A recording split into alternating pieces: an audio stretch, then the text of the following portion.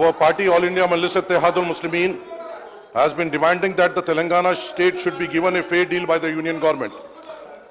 This has been our party's persistent stand ever since the beautification of United Andhra Pradesh and formation of Telangana state in June 2014. I may recall that my party floor leader Janab Akbaruddin Owaisi Sahab has been raising his voice in this particular assembly against the injustice meted out to the Telangana state by the BJP, now NDA government, ever since the new state came into being. Participating in the discussion on the Governor's Address, State Budget Appropriation Bill and short discussion on various subjects, Janab Akbaruddin Owaisi Sahab has been demanding the union government to do justice to the state and implement all the assurances contained in the AP Reorganization Act. However, ever since it came to power in 2014, coinciding with the formation of the Telangana state, the BJP regime at the center has been adopting discriminatory attitude towards Telangana and seeking to favor the successor Andhra Pradesh state at the expense of Telangana. Our party has been highlighting how the union government has been denying its rightful share to Telangana in devolution of central taxes as well as in the central grants and aid for the central schemes and centrally sponsored schemes. Also, the union government has been consistently refusing to fulfill the assurances given in the AP Reorganization Act.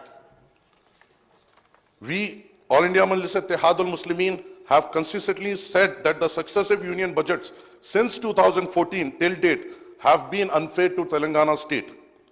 Telangana state's share of central devolution has been fixed at 2.10% as against AP's share of 4.05% on the recommendation of 15th Finance Commission. For instance, in the financial year 23-24, Telangana received only 23,216 crores as share in central taxes as against rupees 44,699 crores released to Andhra Pradesh. Also, Andhra Pradesh was given additional grants for its new capital Amravati and Polavaram project and for its budgetary deficit. In the union budget for 24-25 presented by the finance minister, Telangana is allocated 26,216 crores as against 50,475 crores for AP. The Union Finance Minister also made a reference to AP Reorganization Act and announced that AP would be provided rupees 15,000 crores as additional grants in the current year and similar amounts in the future years. Moreover, the Union government has been targeting Telangana state by restricting the borrowing of the state under FRBM Act by curbing the loans taken by corporations, governments, undertakings under the government guarantees with budgetary borrowing of the state government. Also, the union government has been refusing to provide central grants for Mission Kakatiya, Mission Bhagarita, as recommended by Niti Aayog, as well as Palmeru Rangareddy Lift Irrigation Scheme and Kaleshwaram project by designating them as national projects on the lines of Polavaram project of AP as per the AP Reorganization Act. The union government has not fulfilled many of the provisions made in the AP Reorganization Act, including distribution of revenues and appropriation of assets and liabilities of the state government and the state public undertakings. The AP Reorganization Act made several provisions for setting up educational and infrastructure facilities in Telangana also. These provisions relate to the establishment of tribal university, setting up integrated steel plant at Bayaram, and integral coach factory at Khazipet, apart from improvement of road connectivity under NHAI and rail connectivity in the state. The union government has also refused to release the central grants for the development of backward districts in Telangana.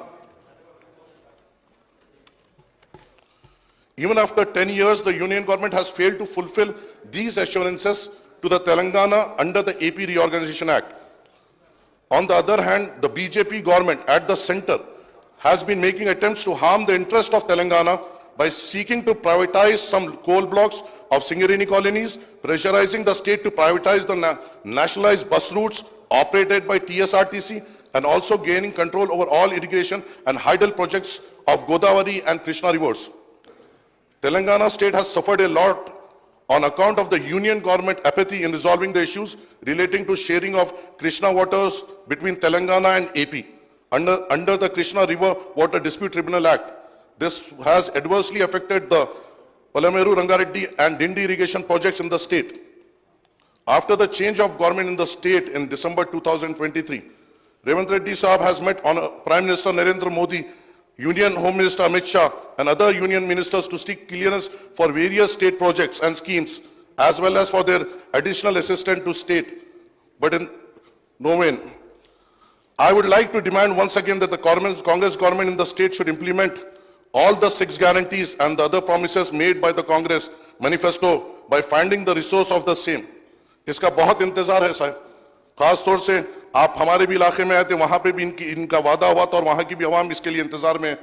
Our party is opposed to privatization of power sectors, namely the Genco, Transco and to Discom in the name of entrusting the power bill collection to Adani Powers in old city of Hyderabad and so-called pilot project. We extend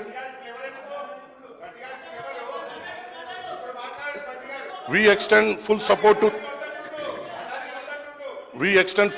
the Telangana government in its fight to secure the state rightful share or central resources and to ensure all the promises and assurances to the Telangana under AP Reorganization Act. Thank you, sir.